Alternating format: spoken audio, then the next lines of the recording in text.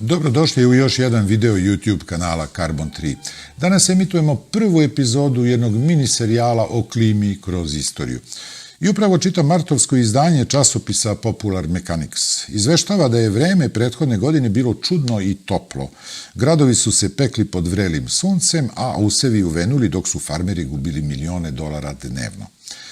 Godinama nema više dobrih starih zima sa snežnim nanosima od 2 do 3 metara u trajanju od nekoliko meseci, kao da je deo prošlosti. Objašnjava autor teksta i dalje opisuje uticaj ljudskih emisija ugljen dioksida na zagrevanje planete.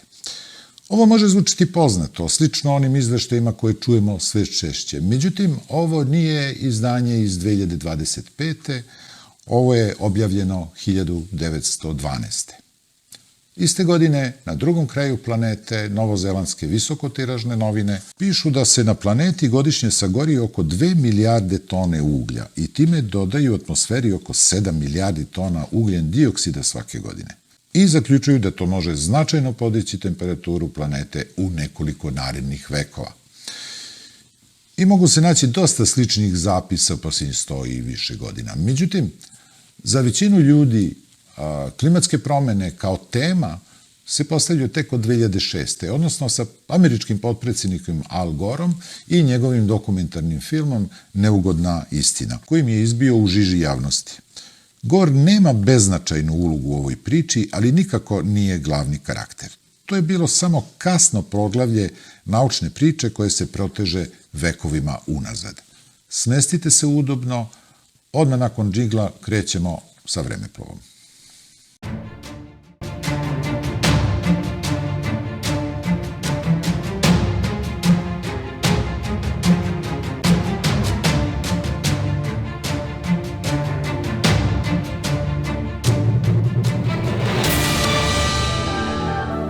Sada možemo nastaviti naše putovanje kroz vreme tamo gde smo stali.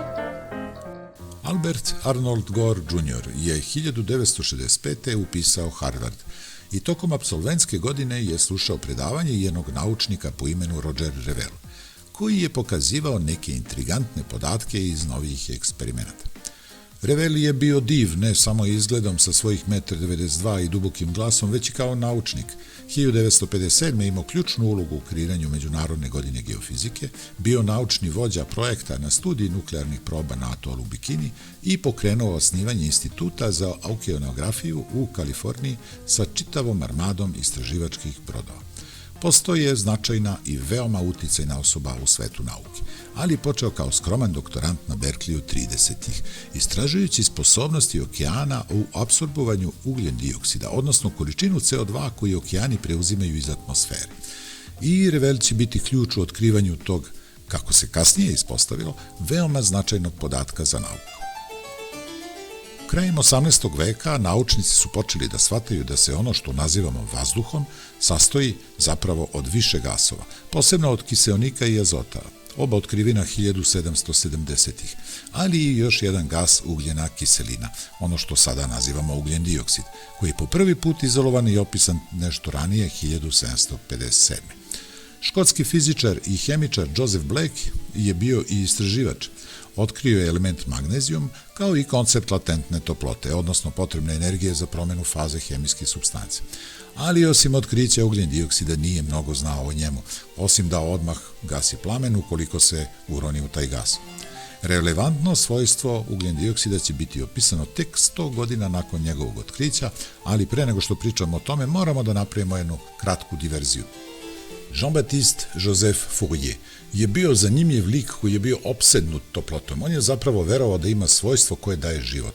Nešto što je pokupio još 1798. kada ga je Napoleon naterao da ga prati u invaziju na Egipat, zajedno sa ostalim francuskim naučnicima.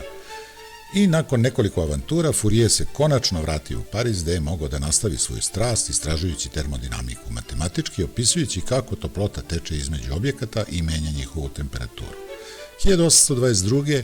objavio je ključnu knjigu pod nazivom Analitička teorija toplote koja je postavila temelje nekoliko ključnih savremenih naučnih koncepata, poput Fourierove transformacije i opšte načine koje definiše kako toplota teče kroz predmete. Knjiga je s pravom postala prilično poznata, ali je 1827. sledila druga, daleko manje poznata knjiga, Memoar o temperaturi zemaljskog globusa i planetarnih prostora, u kojoj je postavljao pitanje o prosječnoj temperaturi na Zemlji. Vidite, ukoliko primenite Fourierove proračune i neke druge osnove termodinamike na Zemlju, dođete do iznenađujućih rezultata. Možete proceniti prosječnu temperaturu nekog tela u svemiru poput planete balansirajući energiju koja dolazi od Sunca u obliku sunčeve svetlosti sa energijom koja napušta planet infracrvenim zračenjem, koje nazivamo termalnom radijacijom ili toplotno zračenje. Što je objekat topliji, to više energije izbacuje u svemir sopstvenim zračenjem. Dostizanjem temperature kojim je predmet dovoljno vruć da emituje istu količinu energije koju prima od Sunca, postiže se ekvilibrijum temperature, odnosno njegova uravnotežena temperatura. Tom matematikom proizilazi da je uravnotežena temperatura Zemlje minus 16 stepeni Celzijusa, ali u stvari Zemlja ima prosječnu temperaturu oko plus 15 stepeni Celzijusa. Fourier je imao različite teorije o ovom neskladu, ali je na kraju odlučio da atmosfera mora imati neko izolaciono svojstvo koje ne smanjuje energiju koja dolazi od Sunca, ali sprečava toplotnu radijaciju da napusti Zemlju. Uz famoznu izjavu ima nečega u vazduhu što nas greje, nikad nije pronašao koji je taj element koji ima izolaciono svojstvo.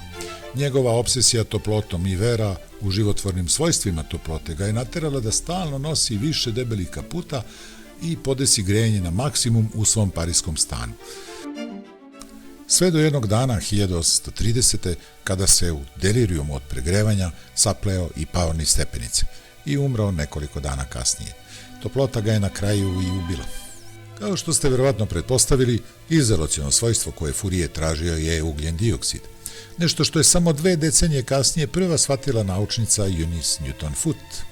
Ona je bila izuzetna ličnost u istoriji nauke. Odrasla je u Njujorku u prvoj polovini 19. veka, bila je vatrena aktivistkinja, baveći se kampanjom za ukidanje ropstva, kao i za glasačko prava žena. Ali je također bila pronalazač, izumela je mašinu za pravljenje papira, termostatski kontrolisani šporet i još dosta toga, ali prvenstveno je bila naučnik. Međutim, u to doba žene su bile isključene iz naučne zajednice, tako da su svi njeni izumi patentirani na ime muža, jer žene nisu mogle da brane patente na sudu. Iako veoma talentovana i sposobna naučnica, gotovo je bilo nemoguće dobiti istraživačku poziciju na univerzitetu. U stvari, imala je izuzetnu sreću što je uopšte mogla da prati časove na akademskom nivou. Kada je 1856. objavila okolnosti koje utiču na vrućinu sunčevih zraka u američkom časopisu za nauku i umetnost, bila je to prva publikacija žene autor u bilo kom naučnom časopisu osim onih posvećenih astronomiji. Njen rad je detaljno opisao sprovedene eksperimente sa različitim gasovima zarobljenim u staklenim cilindrima i zagrejanim izlaganjem Suncu. Primetila je da kada je napunila cilindar sa CO2, isti se zagrejao na višu temperaturu, ali i zadržao toplotu mnogo duže od ostalih cilindara ispunjenih drugim gasovima. Ona je time pravilno identifikovala Fourierovo svojstvo zarobljavanje toplote. Atmosferski ugljen dioksid ne zakljena sunčeva svetlost, ali apsorbuje izlazeće toplotno zračenje. Iako prisutan u atmosferi u veoma skromnim količinama, to povećava prosečnu temperaturu Zemlje. Velike su šanse da niste čuli da je Eunice Foote otkrila da CO2 zadržava toplotu i kako je ona eksplicitno rekla, ovo greje Zemlju. Jer ovo otkriće se dugo pripisivalo irskom fizičaru Johnu Tyndallu, koji je 1861. na izgled nezavisno došao do istih rezultata sa malo više detalja. Iako postoji debata o tome da je Tyndall malo cenio intelektualne sposobnosti žena, pa je možda upravo ukrao njen rad. Radovi Eunice Foote su uglavnom izgubljeni 1865. u požaru Smithsonian instituta i time je ostala dugo zaboravljena. Njeni radovi i rezultati su ponovo otkriveni tek 2011. Pa iako ste čuli za Tyndalla, Eunice Foote je zapravo bila prva osoba koja je otkrila da CO2 održava Zemlju toplijom nego što bi inače bila. Ova 3D grafika prikazuje prosečnu koncentraciju CO2 u atmosferi u datoj godini i kao što vidite ona nije konstantna, fluktuira iz godine u godinu i izoluje planetu u blago različitim količinama. I prema teoriji koje su uspostavili Fourier i Foote uzrokuje promene prosečne globalne temperature. Prilično u isto vreme naučnici po prvi put otkrivaju kako se prosečna temperatura planete značajno menjala u dalekoj prošlosti. Ljudi poput Louisa Agassija i drugih opisivali su periode ledenih doba u kojima je severna hemisfera bila mnogo hladnija od sadašnje tokom dužeg perioda i time je prosečna temperatura Zemlja bila znatno niža. Zadržao bi se na kratko kod ovog izuzetnog lika. James Kroll je rođen 1821. u veoma siromašnoj porodici, lošeg zdravlja i sa nepropisno formiranim čelom zbog kojeg godinama nije išao u školu jer se bojao da će mu se druga deca rugati. A kada je konačno i otišao, ubrzo je morao nazad na farmu jer su se njegovi mučili da sastave kraj sa krajem. Sve ovo govori da je uglavnom bio samouk, ali razvio je posebno interesovanje za nauku čitajući popularne časopise za širenje korisnog znanja, poput časopisa Penny Magazine. Kroll blizu svoje 4. decenije je očajno siromašan, fizički slab i često bolestan, ali i dalje sanja o tome da se bavi naukom. I te 1859. godine dobija posao domara na Andersonovom univerzitetu, sa zadatkom da čisti biblioteku. Kroll koristi ovu priliku da proždire sadržaj biblioteke. Naučio je najnovije teorije iz matematike, fizike, geologije i astronomije i čak počeo da se dopisuje sa autorima poput Charlesa Darwina, Lorda Kelvina i Johna Tyndalla. Postalo je jasno da je Kroll oduvek imao neverovatan um. Posebno ga je zanimalo uzrok novootkrivenog ledenog doba. Pretpostavlja se da je Kroll pomislio da je francuski matematičar Joseph Hadamard bio na pravom putu kada je sugerisao da su varijacije u zemljinoj orbiti oko Sunca odgovorne za ledeno doba. Zemljina orbita nije savršeno kružna, već je eliptična. Zemlja je također nagnuta u svojoj orbiti, što znači da je jedna hemisfera izloženija Suncu tokom polovina godine, što uzrokuje godišnje doba. Hadamard je tvrdio da bi leto na severnoj hemisferi bilo posebno toplo, a zime posebno hladne u trenutku kada je Zemlja najbliža Suncu u svojoj eliptičnoj orbiti i obrnuto na južnoj hemisferi. Kako Zemlja kruži oko Sunca iznova i iznova, pravac u kojem je njena osa usmerena se veoma sporo menja. I na kraju se te uloge menjaju, tako da južna hemisfera dobija toplije leta i hladnije zime, naravno i obrnuto na severnoj hemisferi. Ova promjena dešava se u redovnim ciklusima od desetina hiljada godina, a također je umerena i varira i zbog drugih komplikovanih aspekata orbitalne mehanike. Kroll je pretpostavio da su ove orbitalne varijacije odgovorne za ledeno doba. Tvrdio je da kada je zima na jednoj hemisferi posebno hladna, padalo bi više snega, pa bi se tokom stotina i hiljada godina taj sneg sabijao u ledene pokrivače koji bi prekrivali pejzaž. Ključno je to što je shvatio da u hladnijem periodu što više snega padne na zemlju i što više leda se formira u moru, zemlja postaje reflektivnija, veći albedo, smanjujući time količinu energije koje apsorbuje od sunca, što dodatno hladi zemlju. Hlađenje već hladnije zemlje dovelo bi do još snega, što bi dovelo do još veće refleksije i time do još većeg hlađenja i tako dalje, sve u krug. Ono što bismo danas nazvali pozitivnom retroaktivnom kopčom albeda leda. Te orbitalne varijacije nisu toliko velike da bi proizvele ogromne promjene u klimi, ali na dužim periodima su dovoljne da izazovu ledena doba. Da, ledena doba u množini, jer je Kroll zaključio da je ovo redovni ciklus koji bi uzrokovao redovna ledena doba, uprkos tome što u to vreme nije bilo načina da se to dokaže. Bez obzira na to, Kroll je dobio zvaničnu akademsku poziciju što mu je omogućilo po prvi put u životu da živi udobno. I bio je prihvaćen i poštovan od strane svojih kolega. Ali, nažalost, to nije potrajalo. Krollovo zdravlje se pogoršalo i bio je primoran da da ostavku i zapravo se povuče u siromaštvo sve do svoje smrti. Iako hvaljen tokom svog života, u roku od nekoliko decenija nakon njegove smrti bio je zaboravljen kao i njegova teorija. Sve dok nije došlo mnogo poznatije ime u ovoj oblasti. Srpski naučnik Milutin Milanković. Milanković je proširio Krollovu matematiku i ispravio greške u njoj, jer su zapravo hladnija leta, kada je letnja hemisfera dalja od Sunca, tako je sprečavaju topljenje leda i dovode do ledenog doba, a ne hladnije zime. Zbog ovih otkrića teorija je postala poznata kao Milankovićevi ciklusi. Kada su konačno 1970-ih pronađeni tehnike koje su mogle da utvrde prošlost temperature u sedimentima jezgara okeana, Milankovićeva teorija je dokazana kao tačna. Njegova matematika se savršeno poklopila sa nizom ledenih doba tokom zemljene istorije, ali se ne može koristiti u sadašnjim uslovima antropogenog globalnog zagrevanja. Postoje mišljenja da se zovu Kroll Milankovićevi ciklusi, jer je Kroll postavio temelje teorije i otkrio da retroaktivne kopče na zemlji pojačavaju svako delovanje orbitalnih varijacija, ali takođe da je sve to Milanković doradio i matematički dokazao. Ali da se mi vratimo u doba kada je dominantan stav bio da se zemlja još uvek hladi od svog usijanog stvaranja. Period u kom se jedan broj pitao kako se zemlja ohladila, a zatim ponovo zagrejala do današnjih temperatura. Dok su neki, uključujući gospođu Foot, zagovarali da je promena koncentracije CO2 u atmosferi bila odgovorna. Više CO2 u atmosferi je značilo topliju zemlju, dok je manje CO2 vodilo ka hladnijoj zemlji. Osoba koja je mislila isto je švedski hemičar Svante Arrhenius, koji je postavio temeljano onoga što danas nazivamo fizička hemija. I za ovaj rad je 1903. dobio Nobelovu nagradu iz hemije, ali je imao i različite interesovanja, uključujući i klimu. Arrhenius se 1896. pitao do kakve bi promene temperature došlo ako bi iz nekog razloga koncentracija CO2 u zemljinoj atmosferi bila prepolovljena.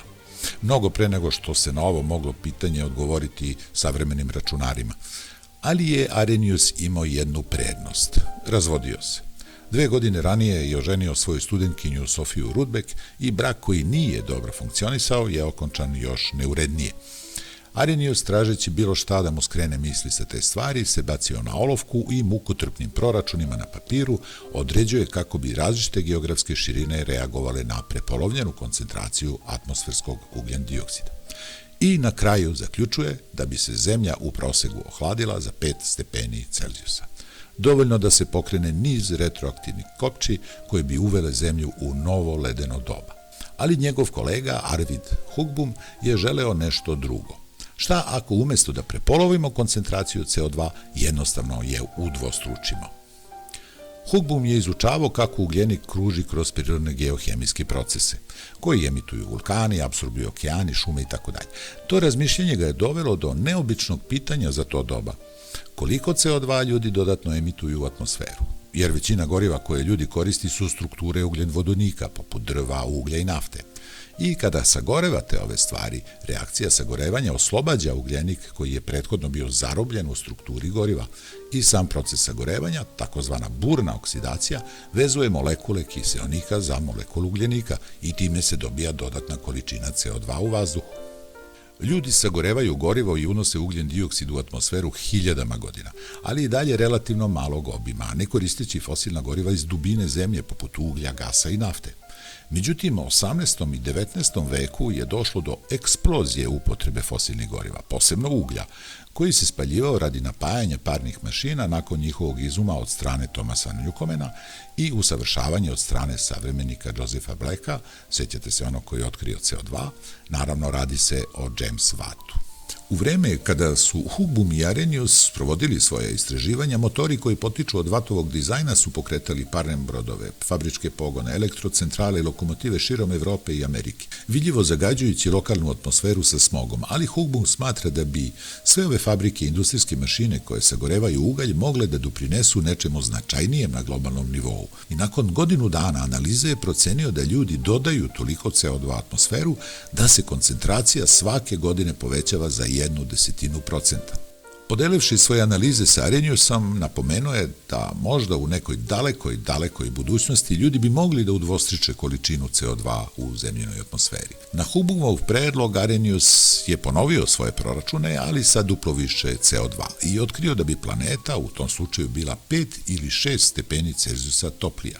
Pozitivne retroaktivne kopče bi onda odradile dalji tok razvoja, odnosno toplija planeta je značila da više voda isparava u atmosferu, vodena para je takođe gas sa efektom staklene bašte, što vodi ka izolovanijoj planeti, koja vodi ka toplijoj planeti i tako dalje. Arrhenius je smatrao da bi ovo bilo dobro, jer bi to sprečilo još jedno ledeno doba.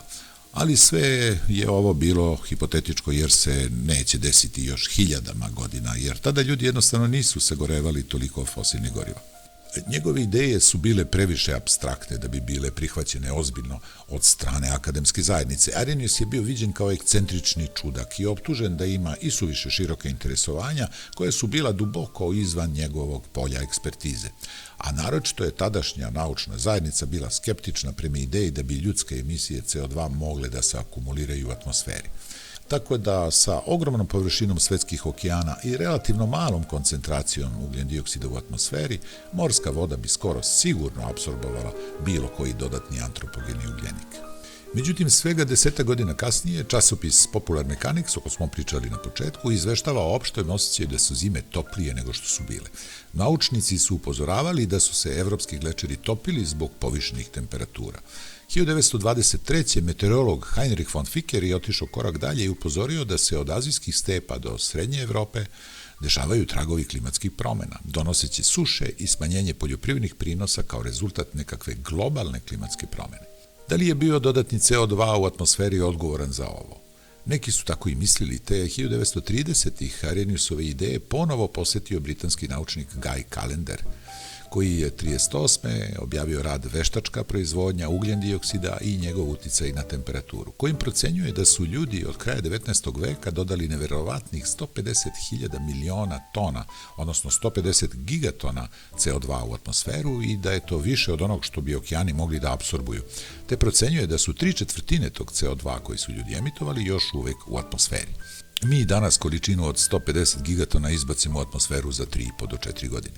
Kalender procenjuje da je to dodatno zagrejalo planetu za 1/3 stepena Celzijusa. Međutim, baš kao i Arrhenius, Kalender je verovao da je to dobra stvar, te je izjavio u svakom slučaju povratak smrtonosnih glečera trebalo bi da bude odloženo na neodređeno vreme. Pretpostavljao je da će možda buduće generacije biti zahvalne što su zagrejali planetu i sprečili još jedno ledeno doba. Ali kao ni Arrhenius, Kalender nije bio specijalista za fiziku klime, već je tada istraživao svojstvo vodene pare, te ga niko nije posebno ozbiljno shvatio. Tada se i dalje verovalo da su okeani lako sposobni da apsorbuju bilo koji ugljen dioksid koji ljudi emituju. Iako su ove emisije bile realne, one neće promeniti klimu, te je opšti zaključak bio da Kalender sigurno greši. Ali neki okeanografi su počeli da dovode u pitanju tu pretpostavku, poput giganta Roger Revela, koga smo također sreli na početku. Revel je proučavao okeansko usvajanje ugljenog dioksida za svoj doktorat, ali se 50-ih vratio toj temi i sa svojim kolegom Hansom Seusom su preispitali brzinu kojom okeani apsorbuju ugljenik i otkrili da se prosečni životni vek molekula CO2 emitovanog u atmosferu pre nego što ga preuzme more je svega 10 godina. I prema tome nema razloga za brigu jer će okeani efikasno oprati sve naše emisije pre nego što se koncentracija značajnije poveća. Ali onda Revel se setio jednog bitnog principa u hemiji koji je proučavao tokom svog doktorskog rada. Morska voda radi nešto što se zove puferovanje. To je hemijski proces koji sprečava da kiselost okeana previše naraste. Dok bi morska voda u početku mogla da apsorbuje mnogo ugljenika, stvarajući mnogo ugljene kiseline, na kraju bi puferovanjem izbacila višak tog ugljenika nazad u atmosferu. Niko ranije nije razmatrao taj proces u kontekstu emisije ugljen dioksida, pa se Revel vratio svojim proračunima i otkrio da je sposobnost okeana da apsorbuje ugljen dioksid precenjena za faktor 9. Dakle, 9 puta više od realnog. Revel je shvatio da je ovaj mehanizam puferovanja relevantan i otkrio da postoji vrlo realna mogućnost da su Kalender i Arrhenius bili na pravom putu i da se CO2 može nakupljati u atmosferi. Da bi saznao i uverio se da li ovo zaista dešava, potrebno je bilo još podataka i 1957. mu se ispunila želja. Međunarodna godina geofizike. To je bila saradnja naučnika iz celog sveta, istražujući sve, od svemira preko Antarktika do dna okeana. Veliki deo toga je bio motivisan hladnim ratom, jer Amerikanci i Sovjeti su tada želeli da ostvare vojnu prednost. Revel je bio ključna figura Amerikanaca i iskoristio je svoj položaj da obezbedi skromna finansijska sredstva u nauku za istraživanje klime, koji je tada bio siromašni rođak akademske zajednice. I sav novac je uložio u merenje koncentracije CO2 sa izuzetno visokom preciznošću. I da bi to postigao, angažovao je mladog postdoktora po imenu Charles David Killing. Killing je bio momak koji se pojavio u pravom trenutku u istoriji.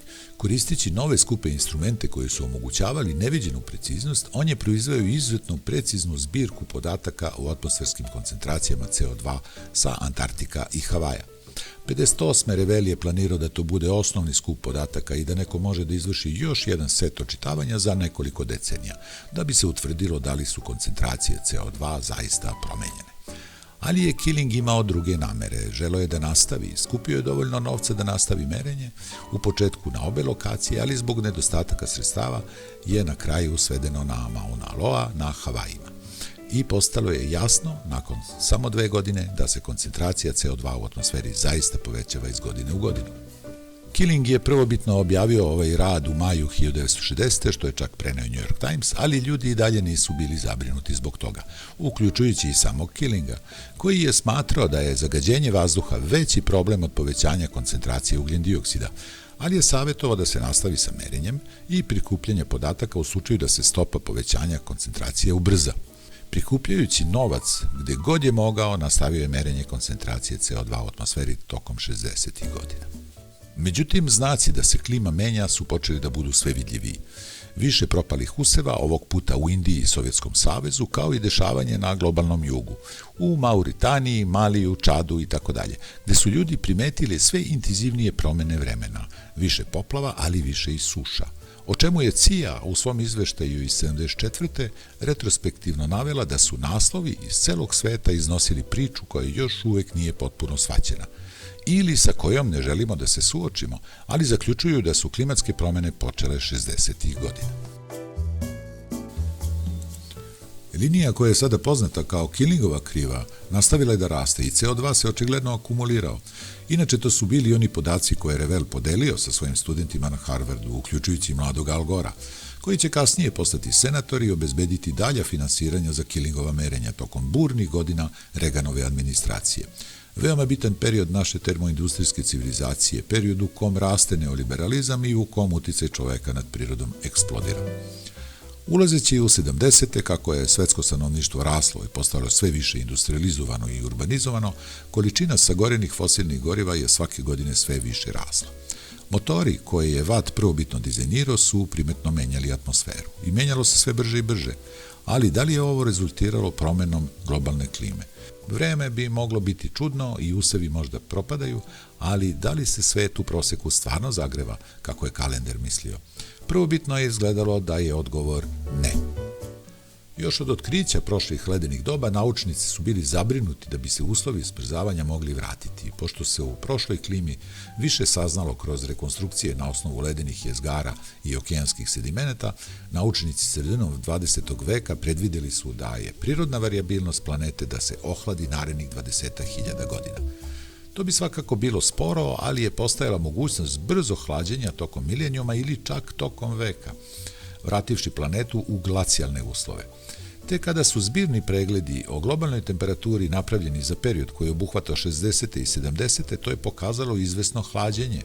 Za neke je to bio znak za uzbunu i da je planeta započela hlađenje i treba očekivati prelazak u novo ledeno doba, a ne da se Zemlja zagreva kako su neki naučnici tvrdili. Međutim, 2 naučnika sa Novog Zelanda, Michael Salinger i G.M. Gunn, su 75. objavili rad koji je ukazao da su merenja i skupovi podataka u dominantnoj većini oni sa severne hemisfere, gde je većina naučnika živelo i radilo. Severna hemisfera se možda hladi, ali prema njihovom radu južna hemisfera se u stvari zagrevala, dosledno od početka veka. To je bilo značajno jer je emisija CO2 samo jedna od posljedica sagorevanja fosilnih goriva. Reakcija sagorevanja nije savršena, pa tako osim CO2 sastoji se i od drugih jedinjenja poput aerosola i sumpor dioksida, koji se takođe emituju u atmosferu. I dok ugljen dioksid zadržava toplotno zračenje i tako zagreva planetu, ta druge jedinjenja imaju suprotan efekat, odnosno odbijaju sunčevu svetlost od zemlje i hlade, odnosno sprečavaju zagrevanje.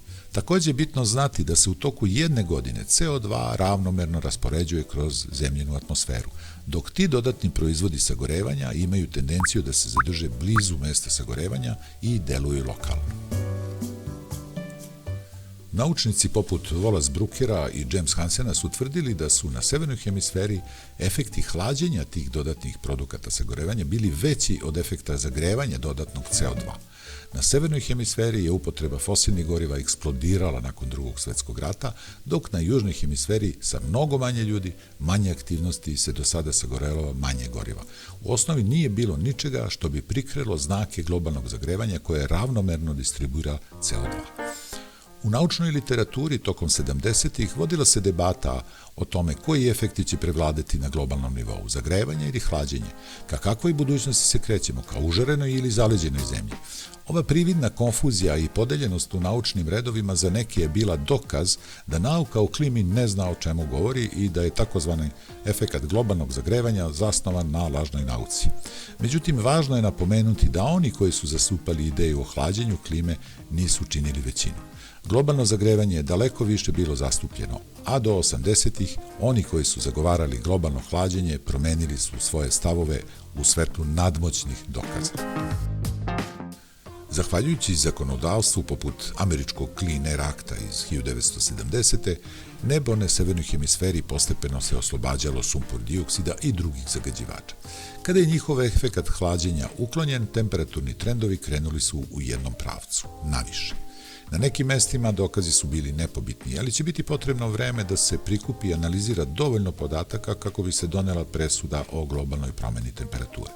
To će uraditi nekoliko nezavisnih istraživačkih grupa. James Hansen i njegova uticajna istraživačka grupa su 1980. izvestili da je globalna prosječna temperatura kao rezultat produkata sagorevanja i prirodne varijabilnosti dostigla minimum 1960. a da 1980. porasla za 0,2 stepena Celzijusa.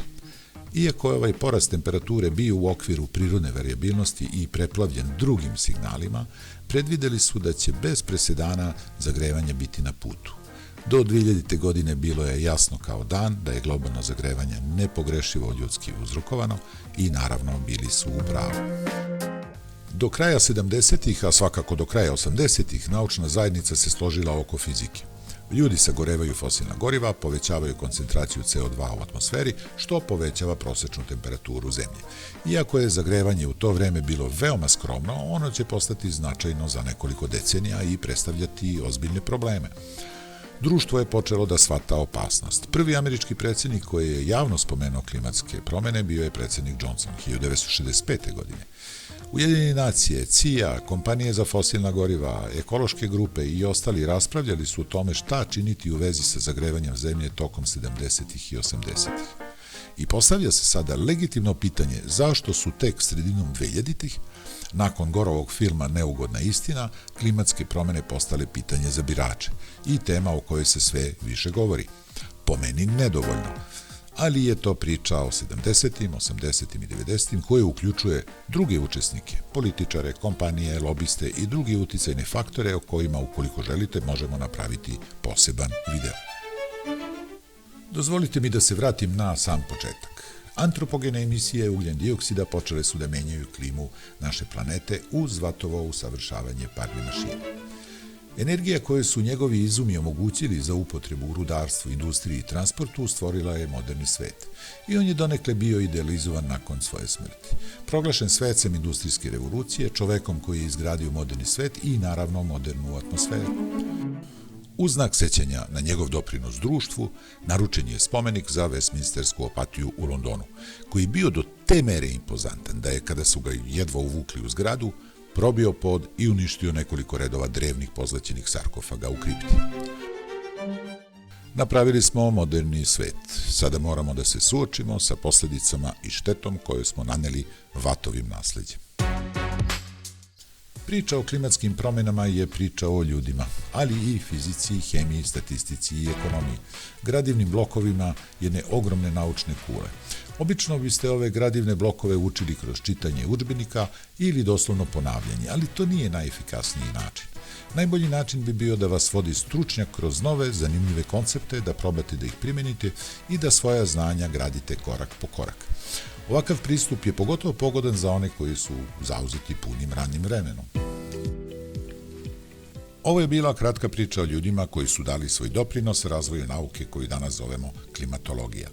Naravno, ukupan broj aktera nije ni približno zastupljen, već smo naveli i kratko opisali neke od onih koji su učinili prekretnice. Danas u tome učestvuje armija naučnika, matematičara, fizičara, glaciologa, okeanografa, ali i ekonomista, sociologa, filozofa, agronoma i mnogi drugih koji imaju zajednički cilj da razumeju mehanizme klimatskih promjena kao i da pronađu načine ublažavanja i prilagođavanja novim uslovima. Mnoge detalje i zanimljivih informacija možete pronaći u ovim ili u nekim drugim knjigama, na internetu i na našem YouTube kanalu Carbon 3, koji obrađuje aktualne teme o klimi, energiji i ekonomiji. Ovaj video je realizovan u saradnji sa dr. Clarkom, čije vam pozdrave prenosim ovom prilikom, i uz veštine animacije Boba Brokolija i našeg tima. Ukoliko vam se svideo ovaj video, nemojte se ustručavati da lajkujete i podelite vašim prijateljima. Pozivamo vas da ostavite komentar, jer nam time pomažete u odabiru sledećih projekata, o kojim ćete biti blagovremeno obavešteni ukoliko kliknete na subscribe. I za kraj vas pozdravljamo ovom lepom porukom i željom da se vidimo u novoj epizodi i hvala vam još jednom na pruženoj pažnji.